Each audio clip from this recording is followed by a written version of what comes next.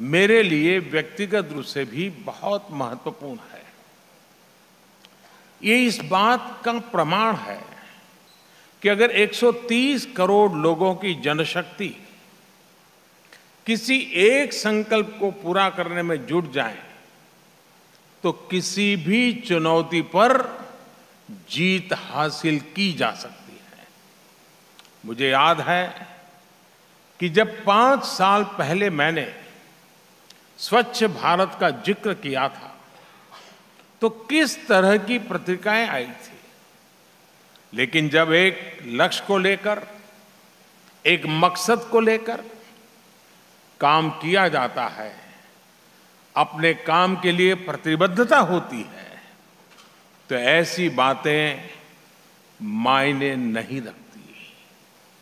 मेरे लिए मायने रखता है 130 करोड़ भारतीयों का अपने देश को स्वच्छ बनाने के लिए एकजुट हो जाना। मेरे लिए मायने रखता है 130 करोड़ भारतीयों में स्वच्छता के लिए एक सोच विकसित होना।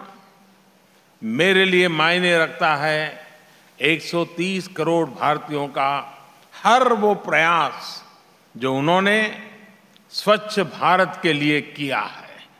और इसलिए मैं ये सम्मान उन भारतीयों को समर्पित करता हूं जिन्होंने स्वच्छ भारत मिशन को एक जन आंदोलन में बदला, जिन्होंने स्वच्छता को अपनी दैनिक जिंदगी में सर्वोच्च प्राथमिकता देनी शुरू की। आज मुझे वो बुजुर्ग महिला याद आ रही है जिसने गांव में शौचालय बनाने के लिए अपनी बकरियां बेची। आज मुझे वो रिटायर्ड शिक्षक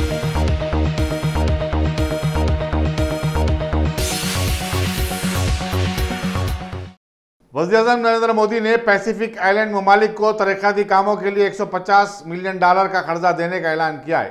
इन ममालिक में Fiji, Kiribati, Marshall island, Micronesia, Nauru, Palau, New Guinea, सांबा सोलोमन आइलैंड, ममलकत टोंगा वगैरह शामिल है। उन्होंने इन ममालिक से $12 मिलियन की इमदाद का भी वादा किया।